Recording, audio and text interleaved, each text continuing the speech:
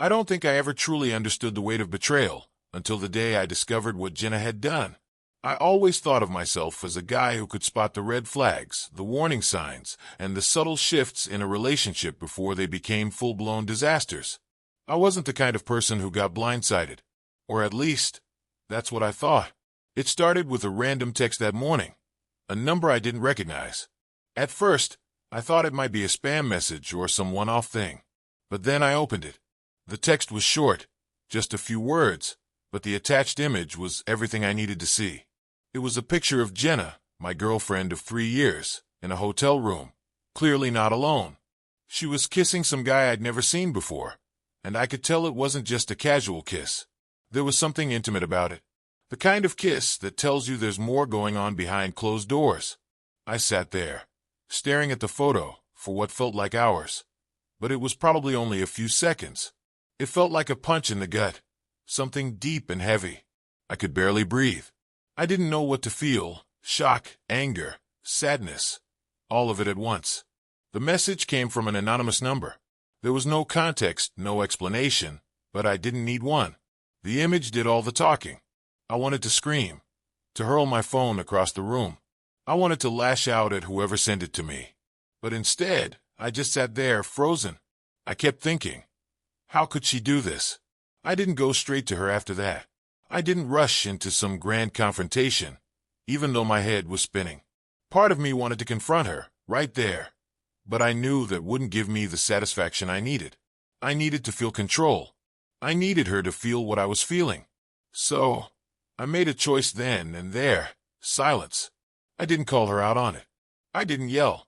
I didn't even ask her about the photo. I just stopped. It wasn't about getting answers anymore. It was about making her feel what it was like to be completely ignored. I spent the next few hours in a haze, trying to calm myself down. But the anger I felt was like a constant knot in my stomach. I couldn't escape it. So, I did what I do when I need to clear my head. I went for a run. Not that it helped much, but at least it gave me time to think about the best way to handle things.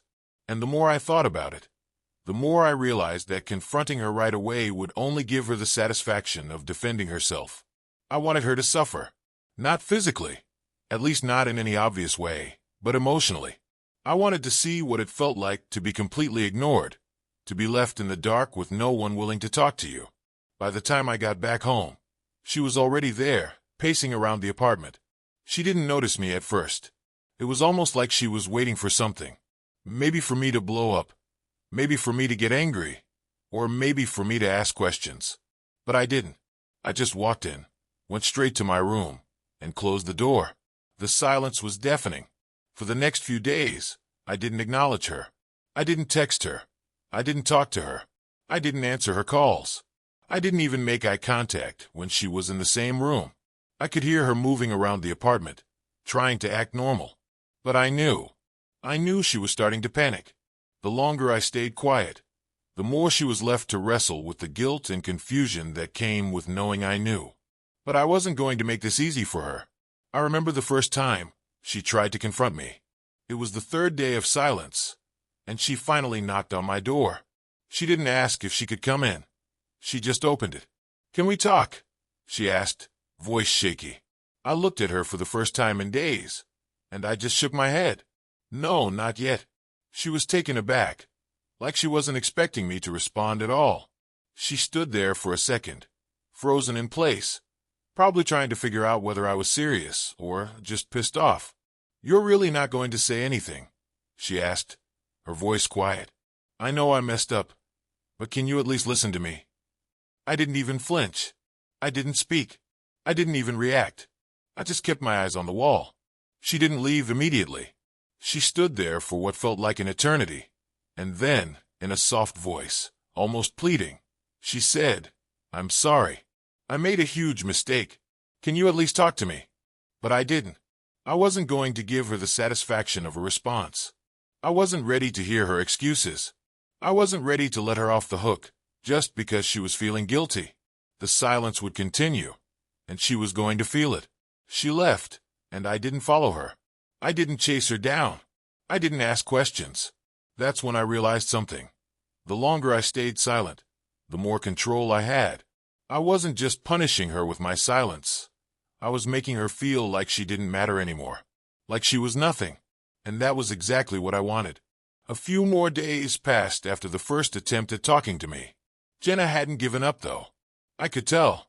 I could feel her walking on eggshells around the apartment, trying to gauge whether I'd break my silence, maybe just to make things right.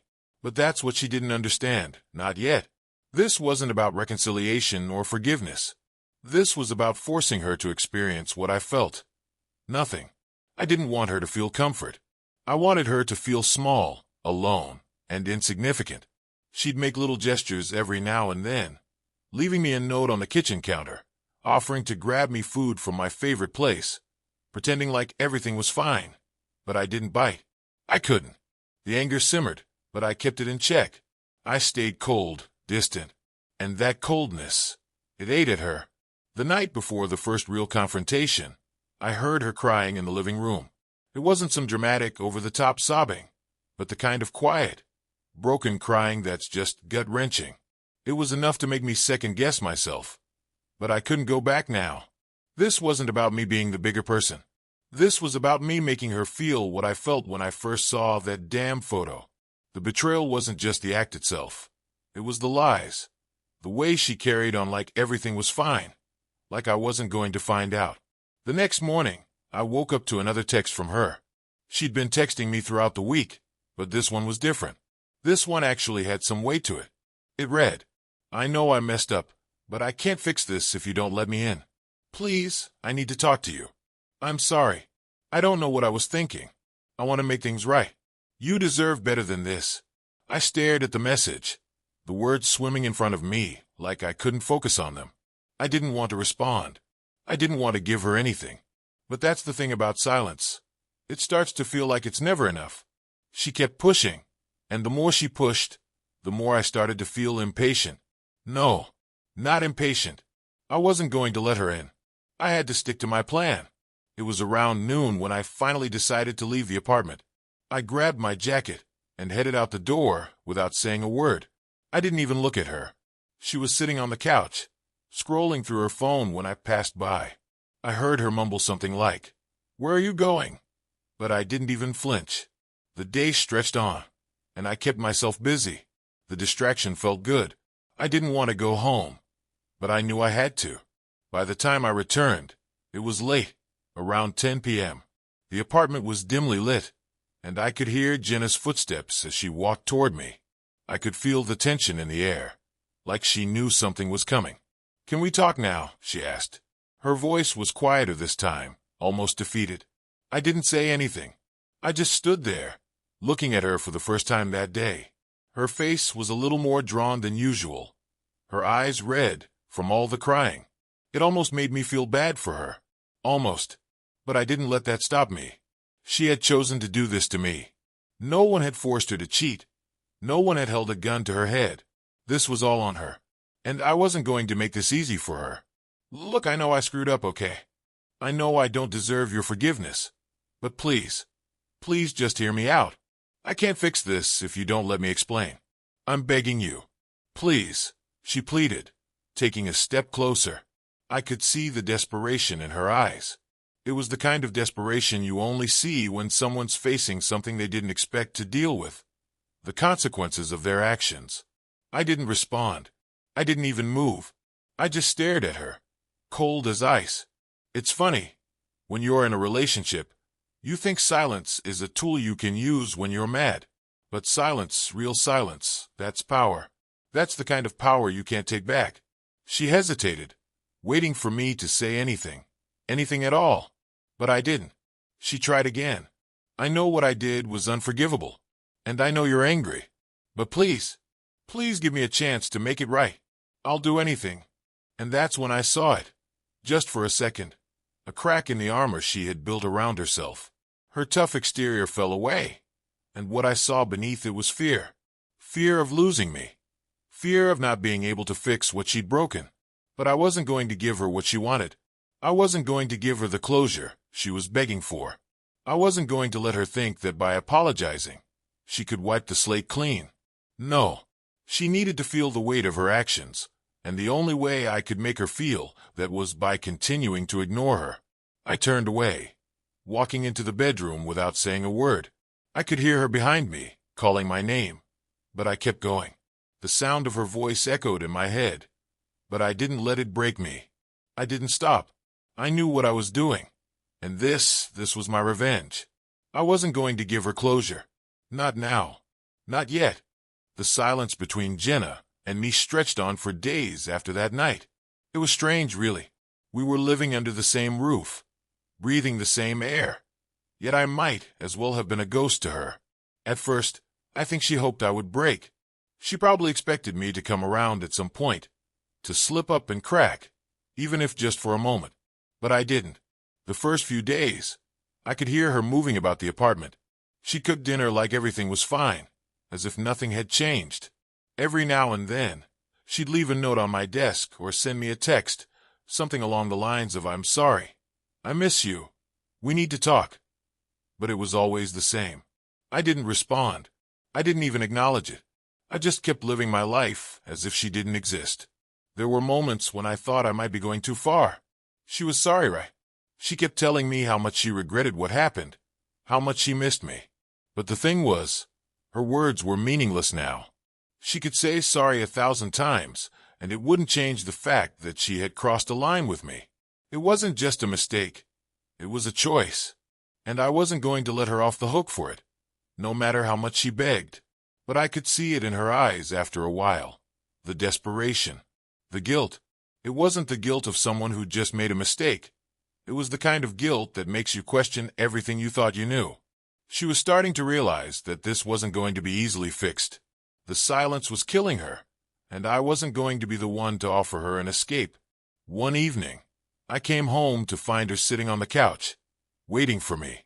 She was wringing her hands nervously, like she had something important to say, but couldn't quite bring herself to say it. I didn't acknowledge her at first. I just walked past her, went to my room, and closed the door behind me. But I could hear her footsteps following me down the hall, getting closer. "Please," she whispered, her voice tight with emotion. "Please, just let me explain. You're not even giving me a chance." I could feel her standing outside the door. I didn't open it. I didn't say a word. She stood there for a long time, her soft breathing the only thing I could hear. Then I heard her shift, like she was moving back to the living room. I didn't expect her to give up.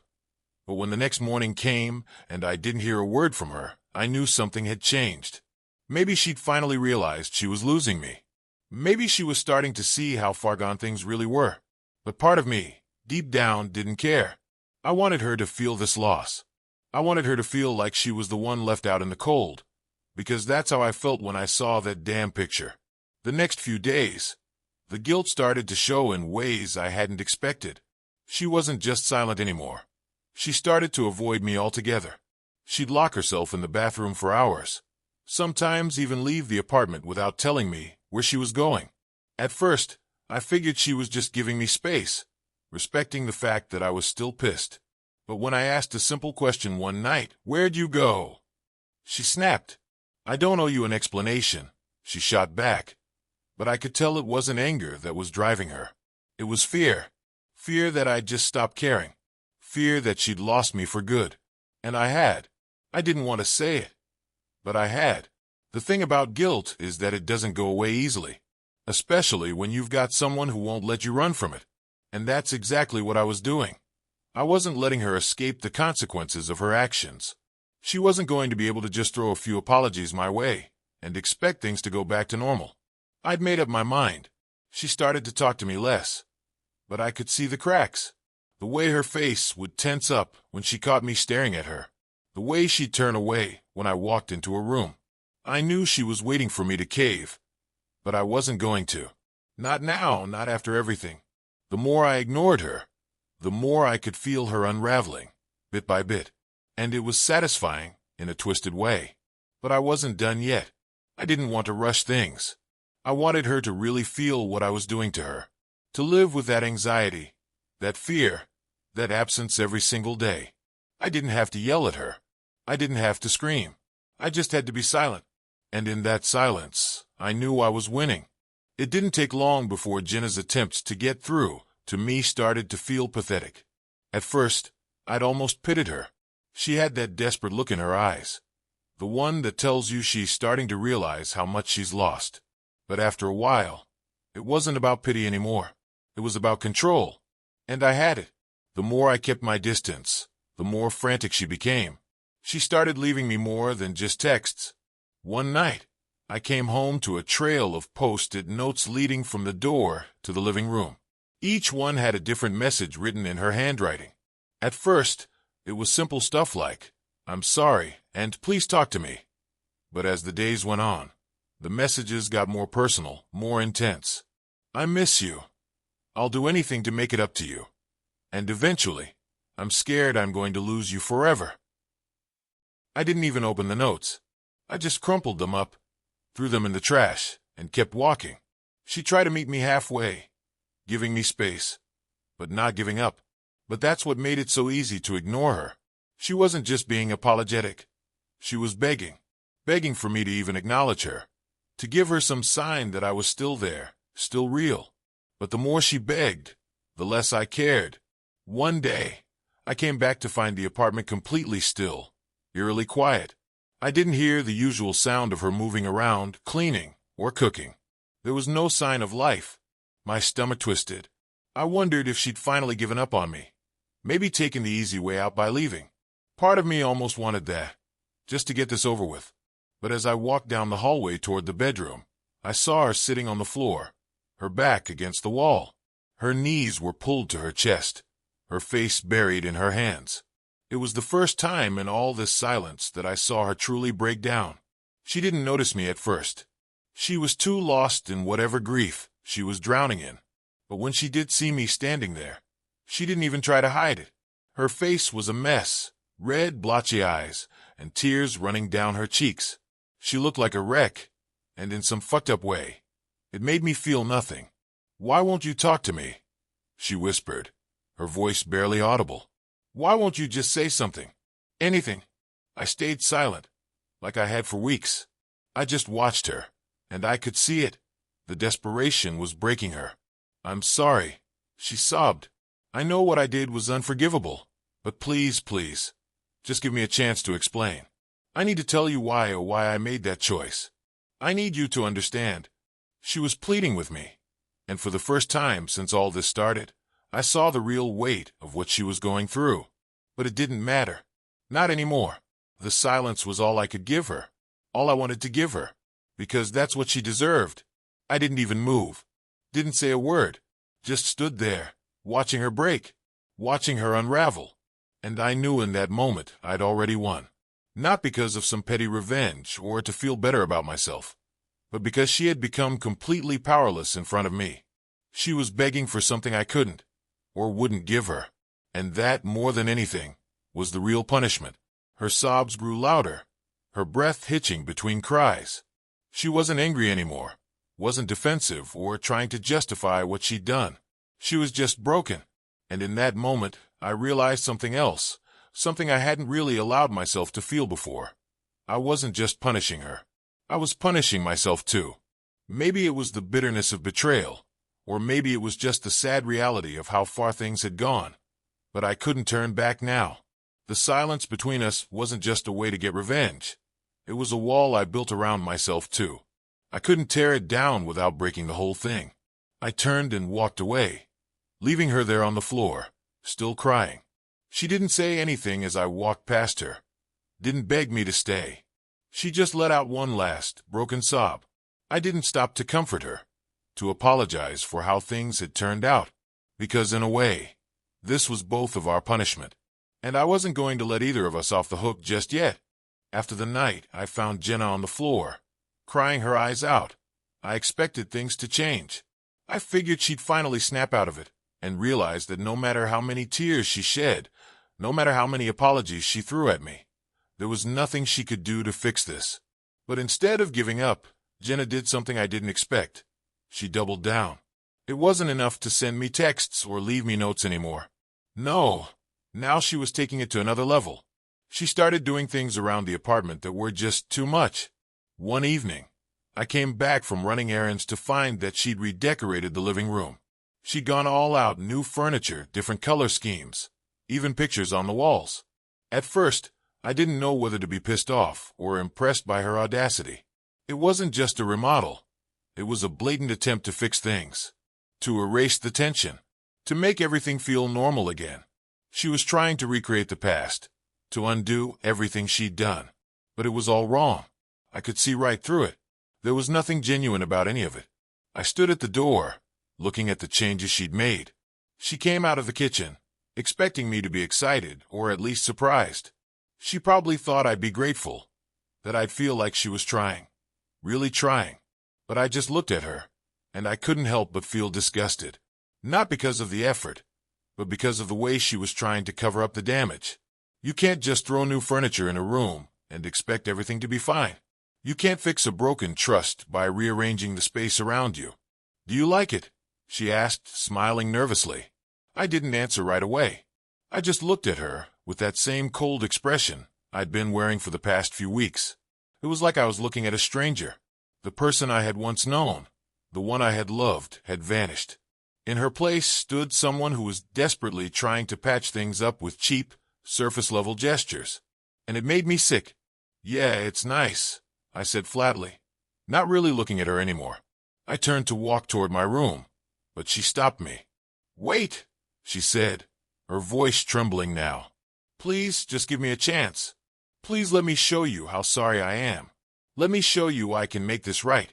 I looked at her then, and for the first time in days, I felt something stir inside me. It wasn't anger. It wasn't even sadness. It was exhaustion. I was tired of her trying so hard, tired of her needing me to fix everything for her. She was drowning in her own guilt, and instead of facing it, she was trying to drag me under with her. "I don't need you to make things right, Jenna," I said, my voice low, but steady. "There's nothing you can do to make this right." She looked taken aback, her expression falling. "You don't mean that. You can't mean that." "I do," I replied, and for the first time in weeks, I didn't feel like I was acting. "I meant it. I'm done. You made your choice, and now you have to live with it." She looked at me for a long time, as if she was trying to read me, trying to find some sign that I was lying, that I still cared. But there was nothing, nothing to give her. I saw her lips quiver, her hands shaking as she took a step toward me. I braced myself, expecting her to reach out for me or try to hug me, like she had done before. But she didn't. Instead, she just stood there, completely still, her eyes glassy, with unshed tears. "Please," she whispered. "I'm sorry. I'll do anything. Just don't leave me." I wanted to tell her it was over. I wanted to say it aloud, to see her face crumble in real time. But for some reason, I held back. I didn't speak. I didn't give her the satisfaction of knowing just how far gone things were. I didn't want her to see me crack. The silence between us had turned into something so thick, so suffocating, that I almost didn't know how to breathe around it. We both stood there in that awkward, painful stillness, neither one of us moving, neither one of us saying anything. It was like we were stuck in some twisted moment of limbo, where nothing could change. I could feel the weight of her desperation pressing down on me, but I didn't flinch. Not once. Finally, she turned and walked away. But I didn't watch her leave.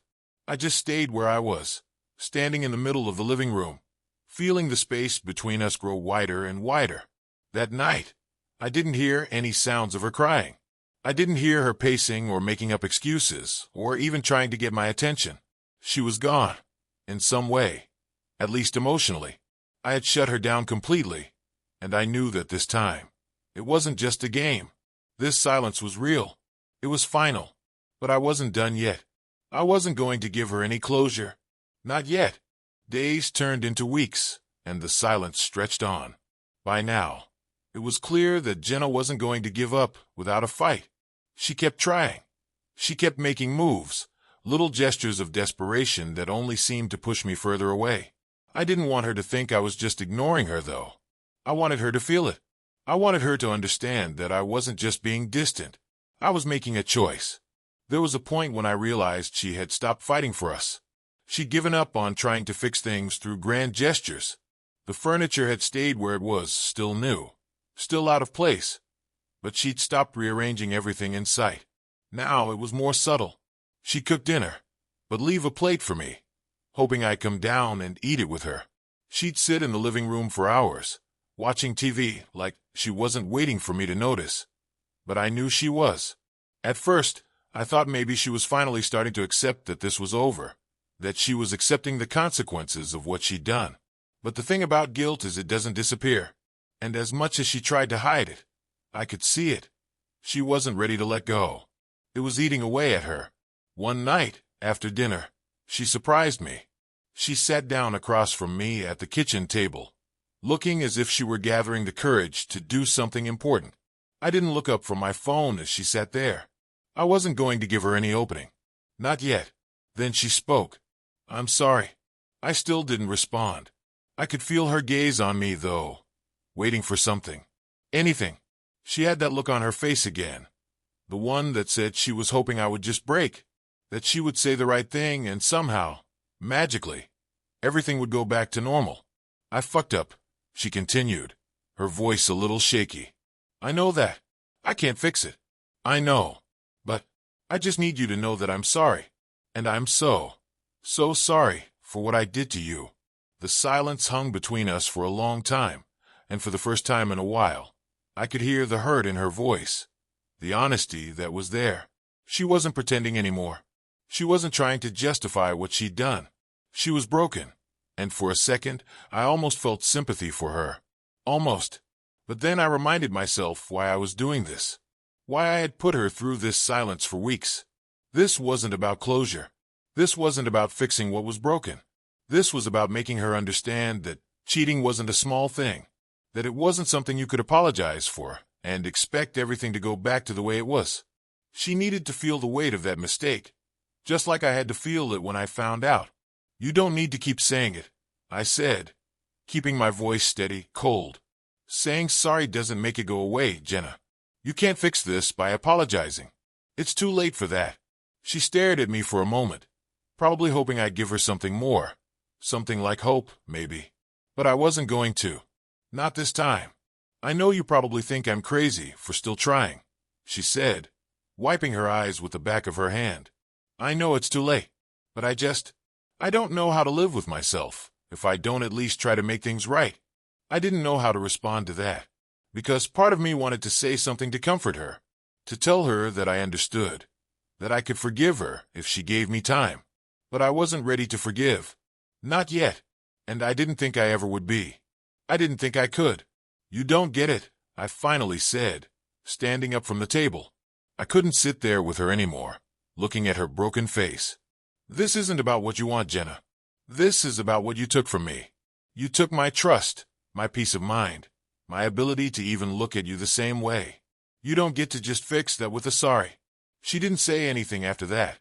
She didn't cry, didn't beg for more time, or ask if we could go to therapy. She just sat there, her hands folded in her lap, looking like someone who had lost everything. And in that moment, I felt a sense of finality, like the last piece of my anger had melted away. This wasn't about revenge anymore. It was about something much deeper. It was about moving on. I stood there for a moment longer, waiting to see if she would say something else. But she didn't. She just kept her head down, and I walked away. I left her there, just like I had for weeks. Silent. Empty. As I walked to the bedroom, I realized something. The silence between us wasn't just her punishment. It was mine too. I had spent so much time keeping her at arm's length. So much time pretending that I was fine. But I wasn't. I had to deal with this too. With the hurt. With the loss. With the fact that someone I thought I could trust, someone I loved, had betrayed me. And that's why I couldn't just forgive her. Because I wasn't ready to forgive myself. That night, when I laid down in bed, I didn't feel relief. I didn't feel closure. I felt empty. I had done what I set out to do. But I couldn't shake the feeling that there was no winning here. There was no real victory in this. There was just pain, and the realization that sometimes the only thing left to do after all the silence is to walk away. A few months have passed since the silence ended, and while it still lingers in some ways, I've learned that it's not the silence that hurts the most. It's what comes after. Jenna left. She moved out a few weeks ago, after I told her I needed space. I didn't want her to leave. I didn't want to be the one to kick her out. But it was the only way we could both move on. The decision wasn't as clean as I'd hoped. There were still moments of awkwardness. Moments when I'd wonder if she regretted leaving. Maybe she didn't. Maybe she was just tired of fighting. Tired of being the one always asking for forgiveness. I know I was tired of hearing it. When she packed up her things, I didn't say much. I didn't even look at her, honestly. The whole thing felt so surreal. She was standing there, holding a box of clothes and a few personal items, looking like a stranger. Not the girl I once loved. Not the girl I thought I knew. Just someone who had walked out of my life. And I was watching her do it. Before she left, she tried to say something. I don't remember exactly what it was, but it didn't matter anymore. Her words felt hollow. She said she was sorry again, just like she had so many times before, but it didn't have the same weight anymore. I could see it in her face. She was tired too. Tired of hoping. Tired of waiting for me to heal. But I couldn't heal with her still in my life. Not like that. I remember standing by the door, watching her go. And for the first time in months, I felt a sense of release. I wasn't angry anymore. I wasn't broken. I was just empty. It wasn't a relief exactly. It was more like an exhausted acceptance. The chapter was over. I had no interest in turning back the pages. As for me, I've kept to myself. The first few weeks were brutal. I won't lie. The silence was so deafening that it felt like my mind was buzzing, like the weight of everything I'd been holding and was finally pressing down on me all at once. I had spent so much time building up walls around my feelings, pretending that the anger was the thing I needed to hold on to. But when that anger fades, you're left with a void. And that void is worse than the anger ever was. It's the empty space where the love used to be, the trust, the comfort. And now there's just a quiet echo, a quiet reminder of what it once was and what it will never be again. I don't think about Jenna much anymore. Not in the way I used to. The relationship we had is no longer something I mourn. It's more like something I remember from a different lifetime. I don't know what she's doing now, and I don't care. Part of me thought that one day I'd reach out, that maybe I'd give her the chance she'd been begging for all those weeks. Maybe we could talk. Maybe we could try to understand each other. But that's not what I need anymore. Not now. Not after everything. I've been moving forward. Slowly, but surely. The anger is gone, the bitterness too. I'm not the same person I was when all this started. I've learned that you can't hold on to pain forever. You can't let the worst thing someone ever did to you define who you are. You can't build your future around revenge, around silence. Eventually, you have to find peace, even if that means letting go of all the things you thought would fix everything. The silence I gave her, yeah, I gave it to her for a reason. But in the end, it wasn't just for her. It was for me too. It was a way to take back control when everything had fell out of my hands. But silence doesn't heal everything. And it sure as hell doesn't fix a broken heart. I'm not sure if I'll ever be able to fully forgive Jenna. Maybe I will someday. But that's not something I need right now. What I need is time. What I need is peace. And that's what I've been finding, little by little. I don't know where she is now, or what she's doing with her life. But I know this. She'll never forget what happened. She'll never forget what it felt like to be truly ignored, to be left in the dark, to realize, too late, that she lost me. And that, in the end, is the only real form of closure I needed.